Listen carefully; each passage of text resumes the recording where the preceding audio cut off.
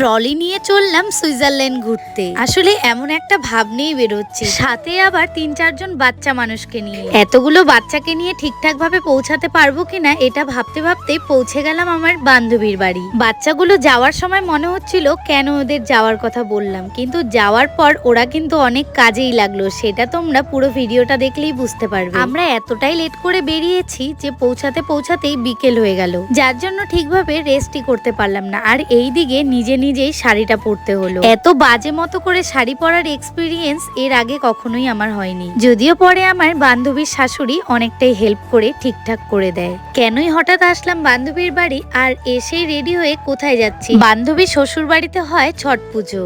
ও আমাকে অনেক বছর থেকেই যাওয়ার কথা বলে, আমি সেই সময়টাতে বাড়ি থাকি না জন্য আমার আর আশা হয়ে ওঠে না। এই বছর আমার ওদের বাড়িতে যাওয়াটা হয়েই গেল। আমি বোধহয় এই প্রথম শাড়ি পরে 15 মিনিটের মধ্যে সাজগোজ